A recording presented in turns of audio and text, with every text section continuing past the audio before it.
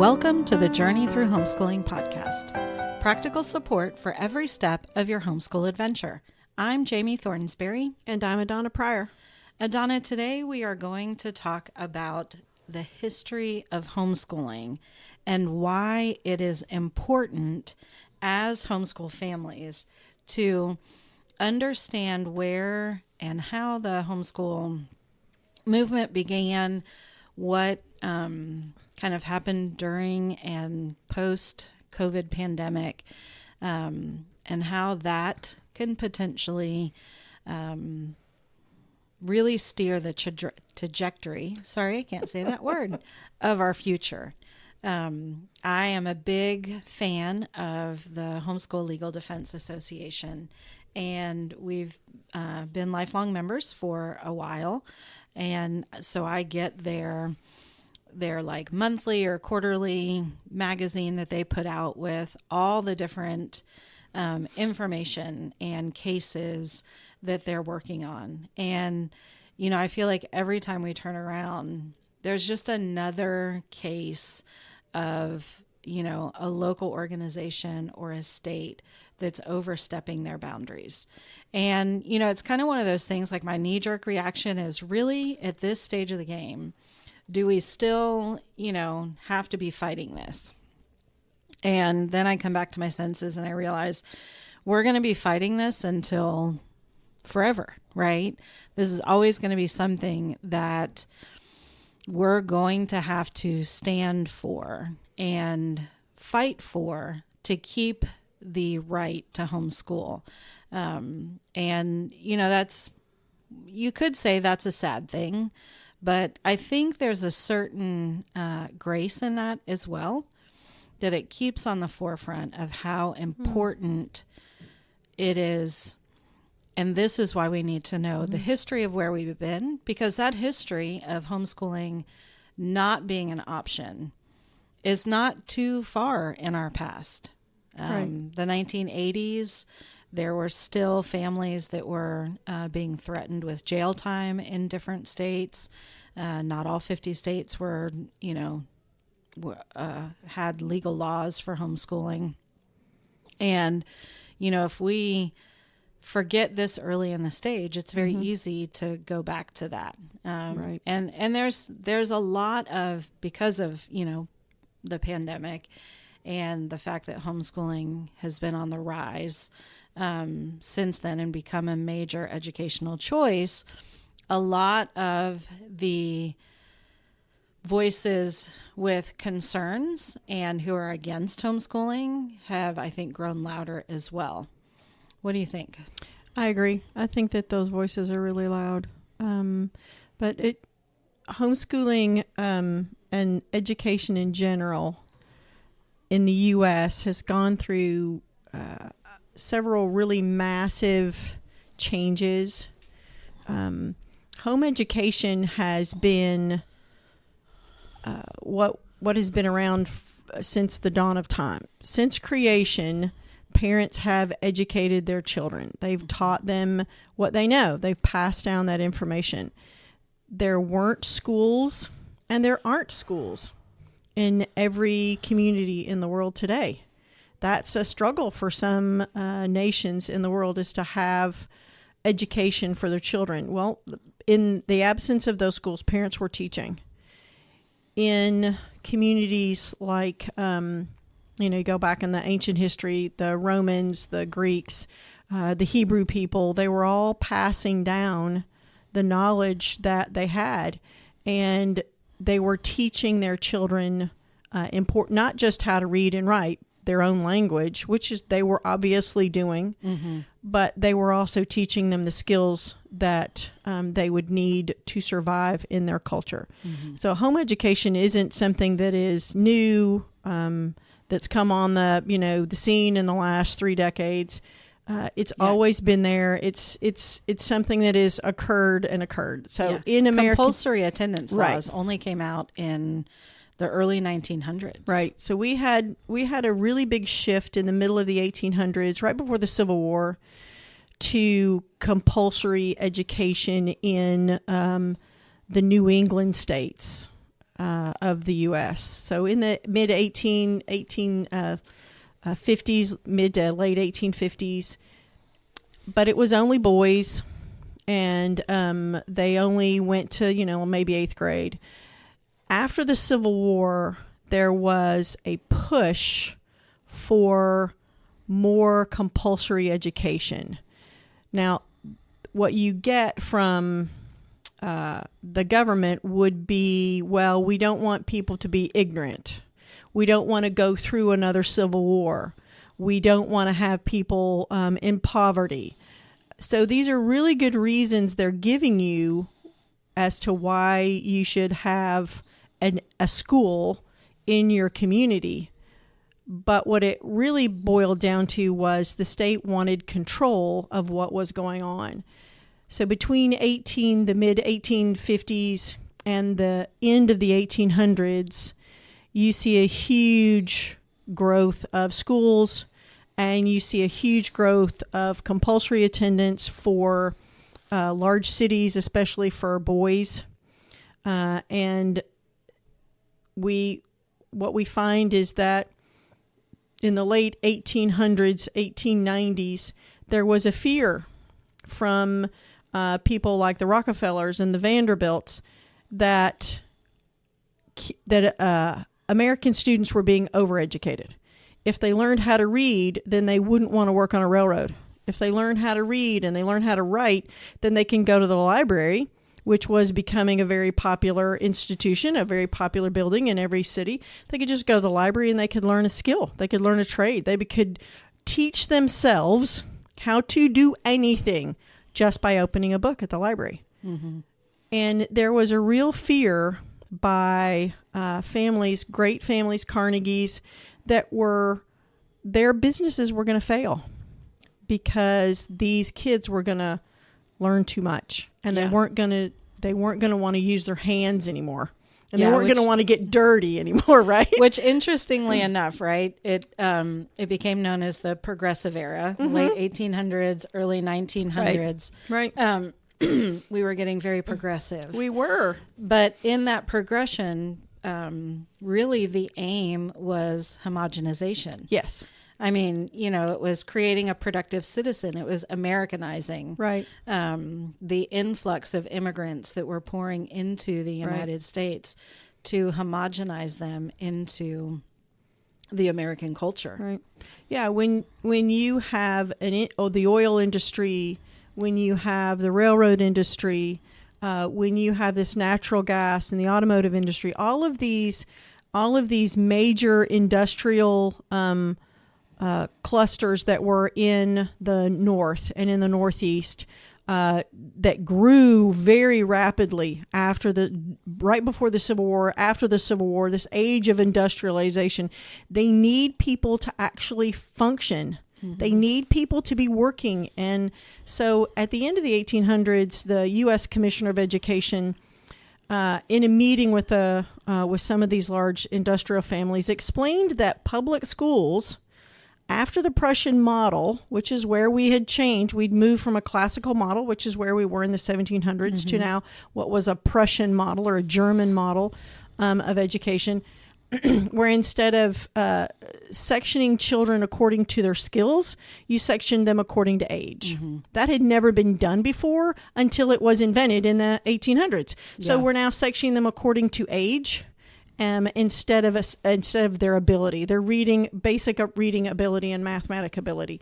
But the U.S. Commissioner of Education, I believe his last name was Harris, explained to these people that schools were scientifically designed. I'm trying to remember his exact quote. Schools were scientifically designed to keep the student in his position or in his place in society.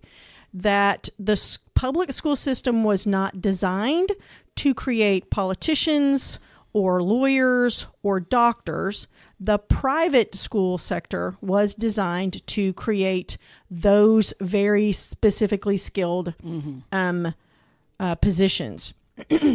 And in the private school sector, even through the 1800s and the 1900s, they were still using what was known as the classical model of education, where you are classically training, you're into very good literature. You're studying history of cultures through literature. You're studying geography. You're studying art.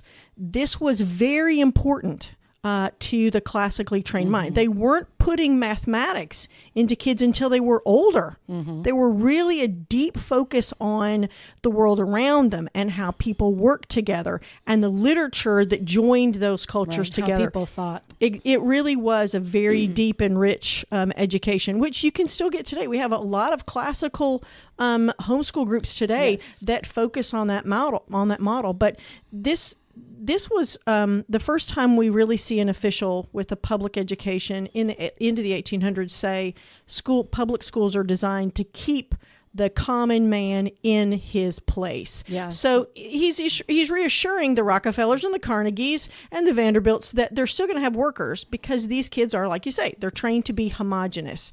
They're being trained to be workers in the world. And as you move through the 1900s, you see that state by state, that compulsory education, not only does it now include girls as well, but it expands the age. So we go from starting at 8 years old to now starting at 7 to starting at 6, and adding a kindergarten. Yeah. And then we go from ending at 8th grade, where there's a majority of them the compulsory education ended at 8th grade.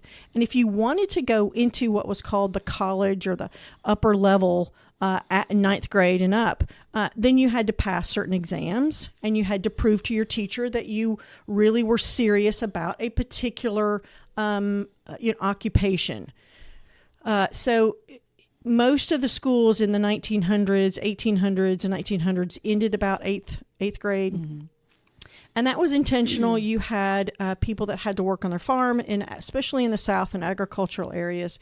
So the South was the last area to embrace compulsory schooling in every state and in every community in the state. And that's because it's very rural and very agricultural.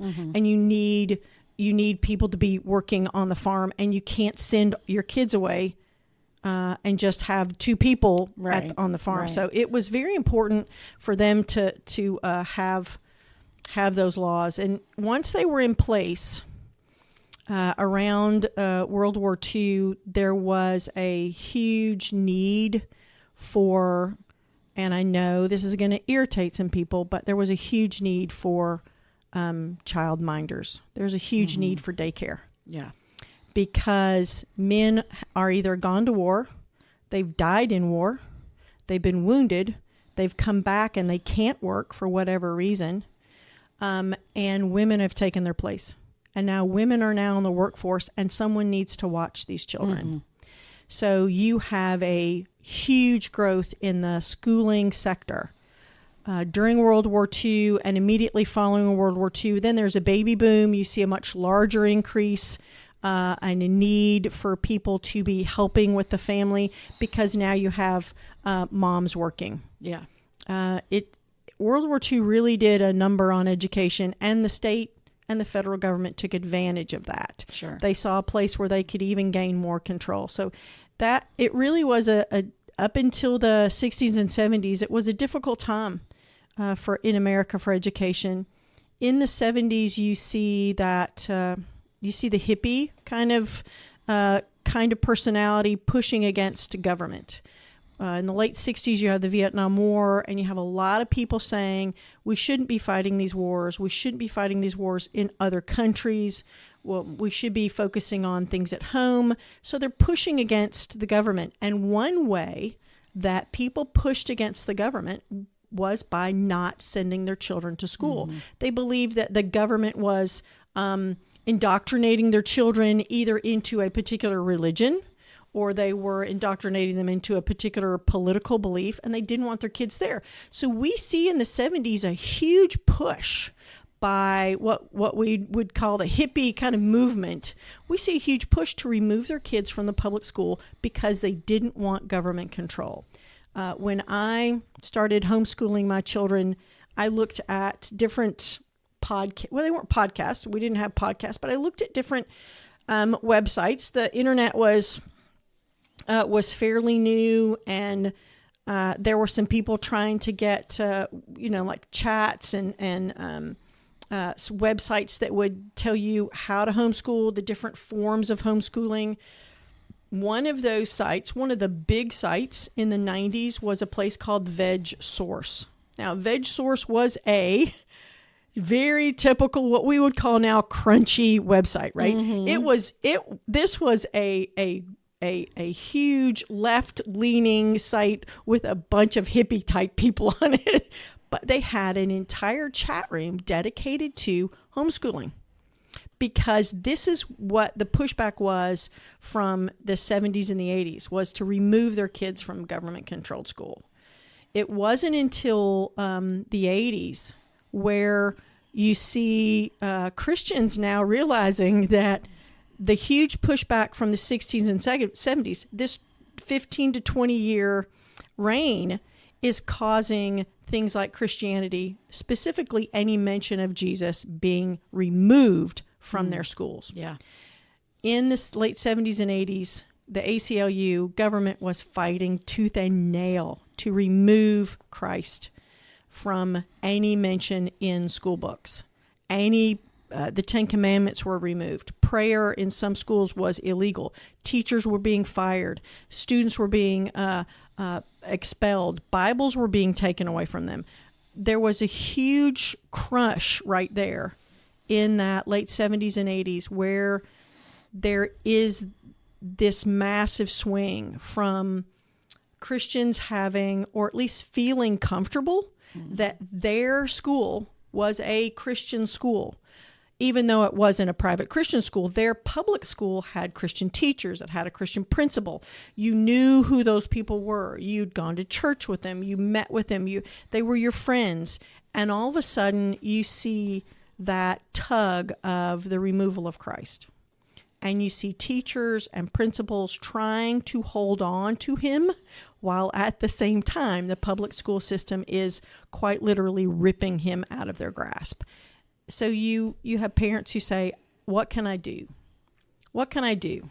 And in the mid-'80s, you have a huge swing of homeschooling moving out of the anti-government crowd and into the anti-public school crowd of the Christian families who want something that is better for their child.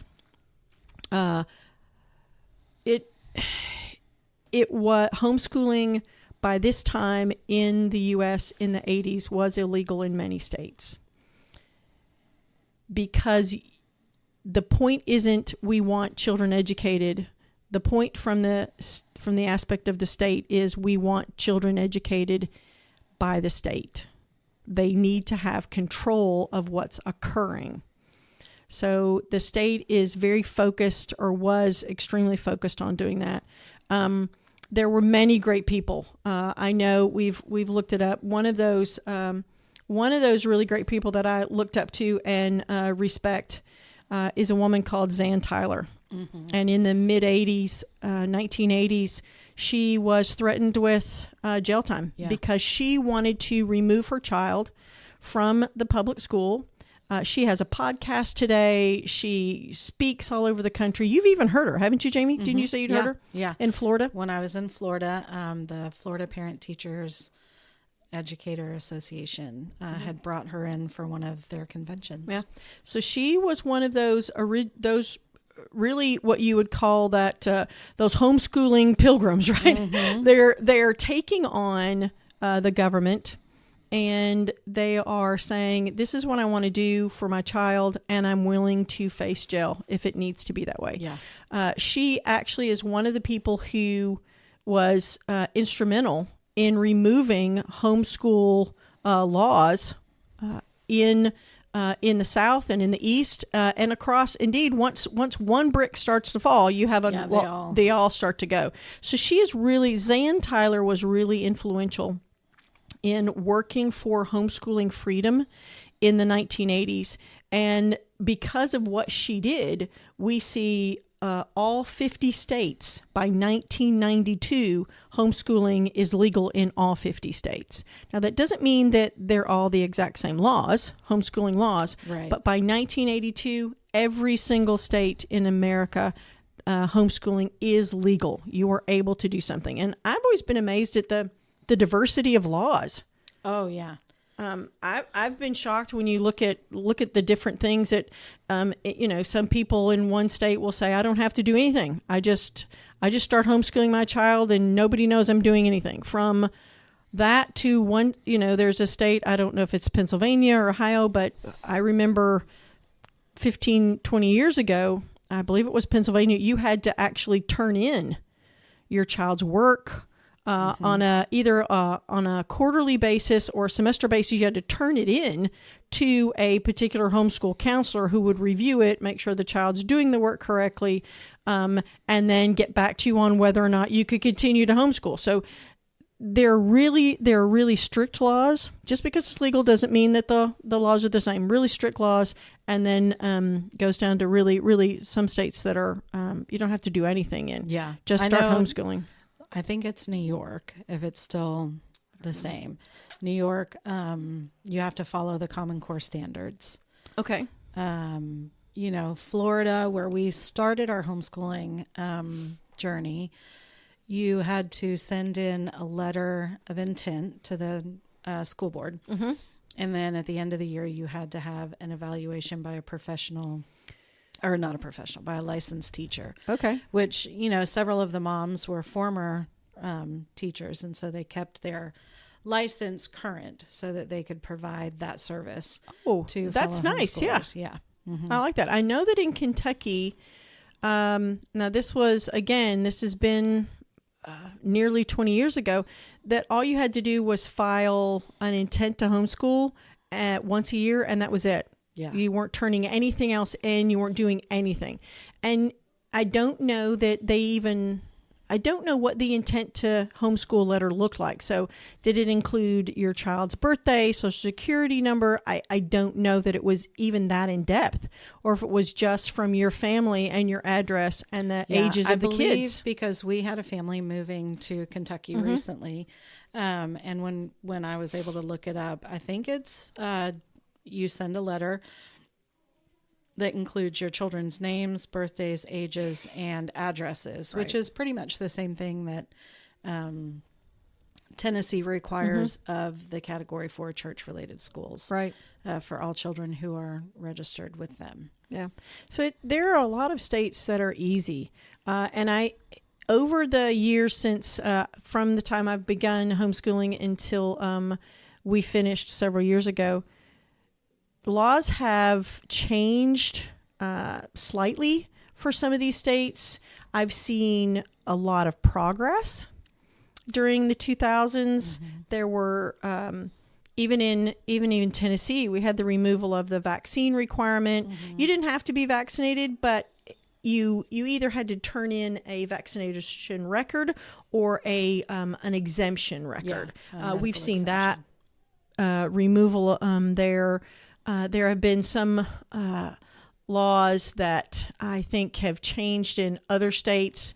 Just, it seemed to me that homeschooling and the legality of it was easing, and there was much more freedom in the homeschooling sector.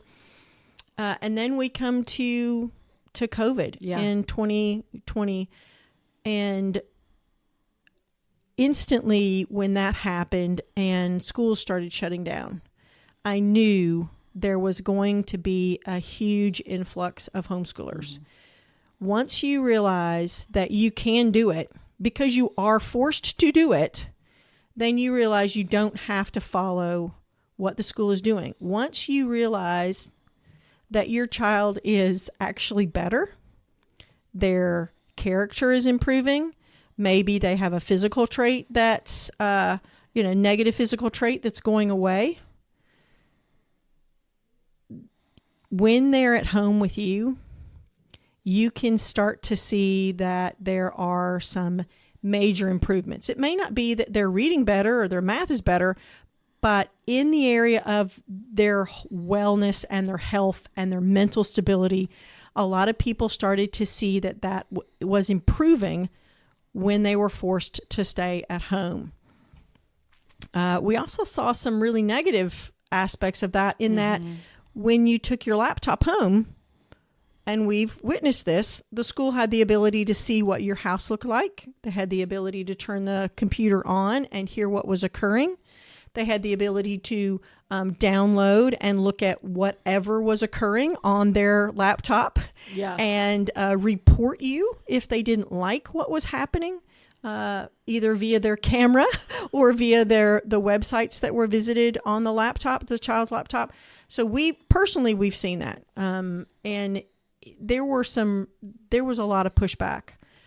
But in that, you saw a massive wave of people of all cultures say, homeschooling is possible for me, and I'm seeing the benefits of it for the first time. So I'm going to at least attempt it for the next year, or to finish off the semester, right? Yeah. Whenever the schools reopen, to just try and finish off that year with their child. And what's happened since then is we've seen a massive pushback from the public school system to control the children, or as I would like to put it, to control the cash that they are losing by the bucket loads. Yeah. And, that influx of homeschoolers is, in one sense, it's wonderful and fantastic because people, like you said, are realizing the benefits of homeschooling. They've seen firsthand either the emotional or the academic benefits available to their children in homeschooling. The problem comes in when homeschooling becomes just another choice, right? Because there's no foundation there of what has happened before, and it's much the reason why we want to teach our children history, in their lessons. We want them to see what has happened before them. We want them to find a connection to the past, to learn from the past,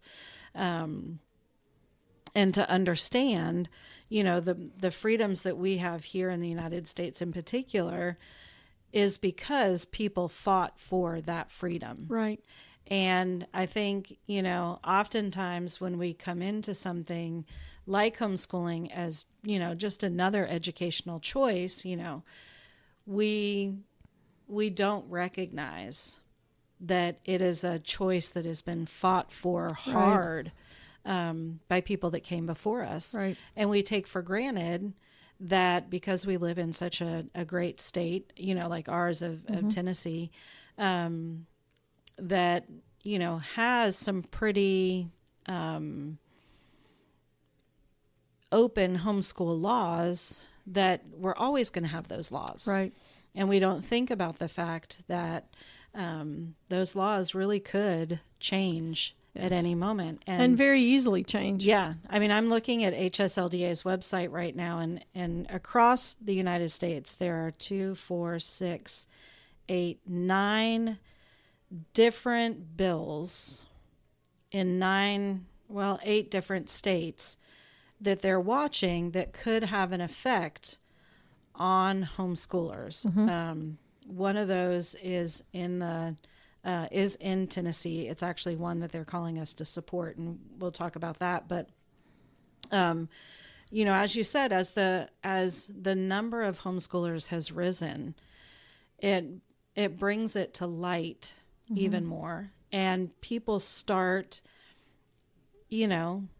talking about it more. Right. And so the people who, support it talk more, the people who oppose it talk more. Right. And one of the things that we've been watching for a while, and I thought, this would be a good time to bring it up, is that there are dangerous threats to our homeschool rights throughout the country. In particular, there is a model bill called Make Homeschool Safe Act, the MHSA. It is a drastic proposed legislation being pushed to the media and legislators right now. And And it would massively change homeschooling across the country if it were put in place. It looks great on the outset. Mm-hmm. You know, one of the things that opponents of homeschooling bring up, you know, often and very loudly is the safety of children. You know, if children are in the home all day, who's to say? And, you know, we've seen in the media examples of children being isolated, children being abused. And while that is never, ever right or okay, oftentimes or sometimes those families claim that they're homeschooling, right? And that becomes a foundational block for some of these, you know, people who don't agree with homeschooling. Yeah, I am on friends with someone on Facebook that runs a very pro homeschool site, and she posts a lot of issues with the public school system because she is counteracting what you just said. Right. She wants people to understand that homeschooling isn't the problem, right? And so she posts every single day. When I log on to my account, I see an article from her of yet another United States, either a teacher or a principal, an administrator, or a board member who has been arrested for gross, awful crimes against the children that are under their care. And this is happening every single day. And the reason she's doing that is not to say, hey, public schools are horrible, even though she doesn't like the public school. What she's doing is to say, there is not a problem with homeschool families. And what's happening is these public school officials are targeting us because we are in many areas, we are taking control of our own children, and that is removing funding from them. I was really shocked, and I know, Jami, you were too, last year and again this year, when we looked at our county's enrollment in the public school system, and we see that the numbers are down, either stagnant or they are losing students. Both last year and again this year, the reason stated by school officials in our county was homeschooling. This means we're a target. When you are not in the public school system for the first 2 months of school, they lose a target number that they're trying to reach. They lose a goal, and that goal means less funding for them, less funding for that school. So it is very important for them at this point to not only try to look better in your eyes, but to make the homeschooling in general look worse. It is their determined goal. And one of the things they're going to do, and they did this last year, is going to say people are homeschooling because they have something wrong in their home and they want to hide it from everybody else. And the best way to hide that is for them to remove their child. They're either abusing their child, or they have neglect going on, or there's an addiction going on. And the best way to hide that is if their child can't talk to anybody else. So they're choosing to homeschool because that's the option that works best for these abusive parents. And that's a total lie. They have absolutely nothing to prove that that's occurring. Yeah. And, you know, the organization behind CRHE, they believe that more laws and oversight by the government officials and public schools can make homeschooling safer, right? And, you know, as your point was, you know, the person you follow on Facebook is showing you that, you know, there's the same activity going on in the public school system, by teachers, by administrators, and by principals. And if you can't control it here where you have absolute control, Right. what needs to be initiated Right. for you to control it in someone's private home? Right. And again, we're not saying, we're saying that we believe that parents are the first Right. first response Right. to, children's safety. And that doesn't always happen, but creating more laws doesn't necessarily negate what is that Right. in logic that, that double choice, just because this Right. doesn't necessarily logically mean that. Right. It doesn't follow So, after. yes. Right. Post hoc ergo So, propter hoc. more laws Something like that. doesn't necessarily Right. follow I don't know with that I've said that right, though. better or more safe conditions Right.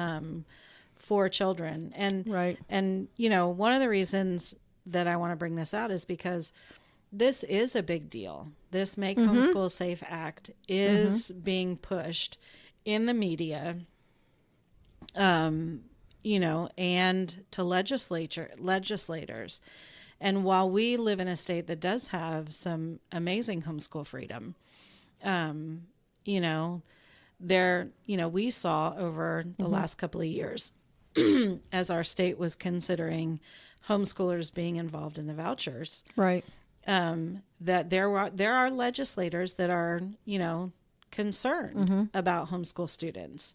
And we appreciate their concern about homeschool students, that we're getting what we need, Right. and that, our children have access to what they need access to and all those things. But it also shone a light on the fact that they were concerned about, some of the umbrella schools Right. and their practices.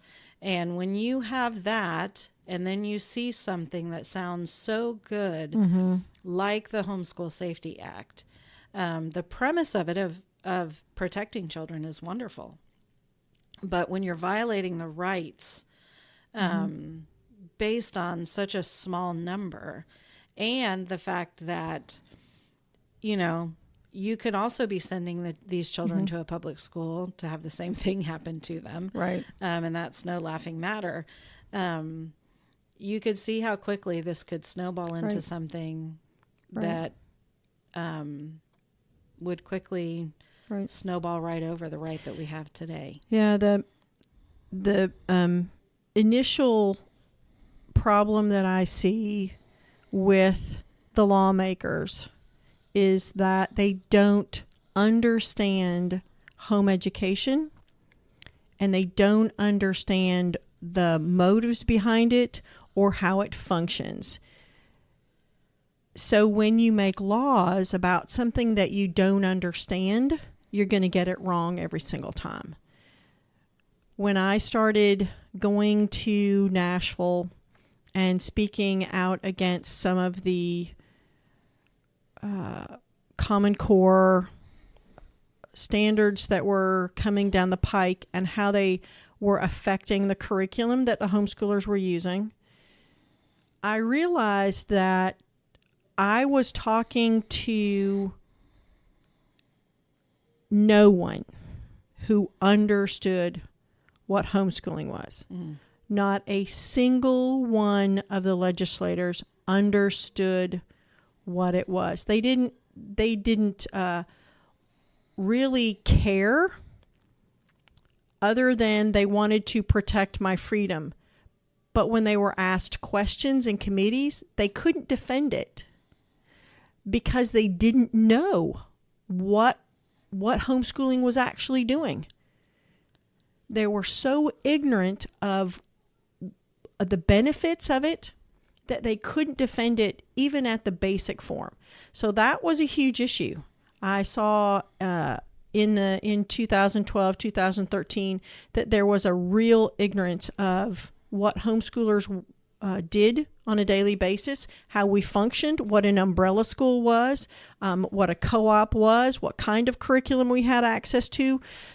It really was amazing that none of them knew about these communities. So several years ago, when we started looking at new legislation, especially about the vouchers, I saw that again. I saw the people who are defending homeschool freedom as a legislator still not understanding or not being able to defend my side of the argument. And these are people who are on my side of the aisle, the people who are fighting for control of homeschooling are people that I would have voted for. And they, at their core, they don't understand what it is. So it's very difficult for you to get your message across to them as to why some of these bills are in error. When it says, something like the Child Freedom Act or the Child Safety Act, it seems to them, especially someone who doesn't understand homeschooling, it seems to them that this is a really good thing. So just about every single legislature jumps on board and says, yeah, this is what we want. We want our children to be safe. This is a good thing. Mm-hmm. And they read through the bill and they don't fundamentally understand the harm that it's causing. They don't understand the lack of a freedom, or the freedom that will be removed from homeschoolers. So there's that group. There are also a very small group of people who are intentionally hiding these bills so that they will not face any pushback from the homeschool community. When the voucher bill first came up, and you were, let's say you go to the Capitol Hill website in Nashville and you're looking up different bills. It was an education bill. And the description, the brief summary of the bill was that it was a bill for giving college students credit cards so that they could purchase lunches at the college campus. That was the summary for the bill. Absolutely not one single thing in the bill involved college students purchasing lunches with a state credit card. Not one thing. But that's what the summary said. Someone is intentionally hiding what they're doing on the website. So my ire isn't raised. No one's going to get angry and show up down there and say, I don't like that bill. You actually had to click on the bill itself, read the bill itself. You couldn't read what's called the caption because that was, in my view, it was a total lie. It involved nothing. You had to go and read the amendments. You had to read through all the parts of the bill to understand exactly what it was doing. There are nefarious things going on in your state government, and they involve removing your homeschooling freedom. When Tennessee legislature meets again at the beginning of next year of 2026, there will be education bills put forward that are going to restrict, or at least attempt to restrict, homeschooling. Jami and I are going to be reading through those education bills, not just the caption, not just the summary. We're going to be reading through those bills to find out what you need to know and let you know what these bills are. I highly recommend you do the same. Go to the Capitol Hill, I think it's capitolhill.org, look up anything that is an education bill. Don't read the caption. Don't read the summary. Click on the bill itself. Click on any amendments that may be added and see exactly what that amendment is. The meat of the bill is in the amendments. The meat of the bill is in the amendments. For sure. They change every single thing that the caption and the summary of the bill says in the amendments. So you have to read those. Jami and I are going to be doing that. It is a difficult task. It is a very time-consuming task, but it is important, not just that we do it, but that you do it as well. And then when these bills come through committee, if you have the time to do it, it's a really great idea to show up at these committee meetings and call your legislators and say, I do like it or I don't like it. Yeah. Well, and another easy way, right? Another easy way to show, the support for homeschooling, help legislators understand homeschooling. Here in Tennessee, we have what's called Rally Day. Yes, we do. It's at the Capitol. I believe it's in March of every year. and homeschoolers are invited to join our state organization at the Capitol. Right. There's lots of different things that go on. There's lunch. I think THEA provides lunch for all the legislators that day. We generally go and try to make an appointment with our local legislators. We try to give them a gift that represents skills and talents of our homeschool community. So one year we brought them a book from one of our homeschool students who is graduate, who was an author. We've, just given them all kinds of things just to give them some kind of a paradigm for what happens within the homeschool community, how skilled and competent our children are, how creative they are, and really just sit down with them for a few minutes to say, hey, here's who we are. Here's the families that we represent.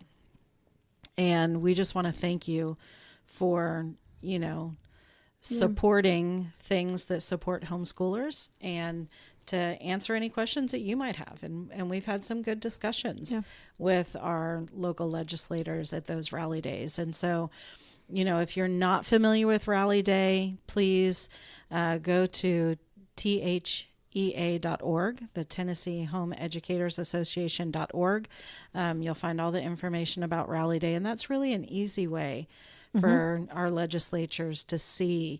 It was amazing to me. Do you remember the first year we went up there, how welcomed we were into some of the offices? Yes, we were. At the Capitol. And it was wonderful to see some of our legislatures really taking an interest in not only learning about what homeschoolers do, but really kind of letting us know what they do as well. Yeah. And that was really a lot of fun. Yeah. It was. Beautiful. I enjoyed it. I enjoyed it. It is a great way for you to be a part. But we really want to come on here today and let you know that this season, for Tennesseans, this season is ramping up.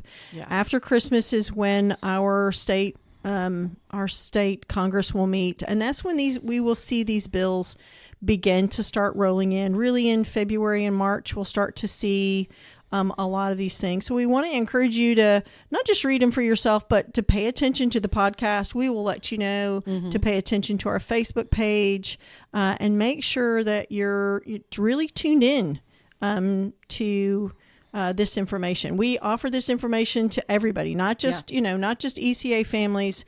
We want everybody to know that the potential for your loss of homeschooling freedom sits in the balance, I believe, every single year that the state congresses meet. So, and Tennessee is very fortunate that we have a lot of pro-homeschooling families that show up to these committee meetings when some of these bills are proposed and can offer explanation. There are some states that are really struggling right now. Yeah. And some legislatures that are very targeted on homeschooling and removing freedoms under the guise of safety. Yeah. Under the guise of child safety. And I think it's important to realize that, whether you're feeling like your family's called to homeschool for, the entirety of your journey, till your children graduate, or whether you feel like this is a choice that you have chosen for a specific time period, it's really important to keep in mind that any loss of freedom, whether you participate in that freedom or choose to be a part of that or not, is really a loss of freedom for everybody. It is. Because, once those freedoms begin to erode, it just keeps going. It doesn't stop. And it's quite a struggle to regain them. Yeah. The footing that we lose is major. And so, that's our point of today's podcast, is to just help educate you about, the history of homeschooling and why it's important that we understand how hard fought these freedoms were. in the early 80s and 90s to ensure that families have this freedom, and to really just call you to pay attention to the freedoms that we have, and to pay attention to what's happening in our culture around us so that we can maintain these freedoms. It's really important for us and for the next generations, and not just take for granted and be passive, right? As many of us as homeschool families, one of the reasons we want to homeschool is to give our children better opportunity and to help them connect to the greater world around them. And, as parents, what better way to teach that than to model it? Yeah. So. Yeah. And also, if you've never checked out Zan Tyler, it's Zan Tyler, check out her podcast and her webpage. Listen to her story and how she struggled through the 1980s to make homeschooling free and legal in her state. So check her out. She's got a really great webpage, and she's got a really great podcast. I've enjoyed listening to her over the years, and whenever you can hear her as a speaker, she always does good. She's very inspirational. She really does encourage you to want to stand up for your rights. Yeah, absolutely. Well, thank you for listening to the Journey Through Homeschooling podcast, practical support for every step of your homeschool adventure. We would love it if you would give us a review on whatever your favorite podcast app is, or if you want to send us a review and tell us how much you enjoy listening or topics that you'd like to hear about, feel free to do that. You can email us at office@exoduschristianacademy.com. You can also like us and follow us on Facebook. We would love to see you there. But until next week, have a great one.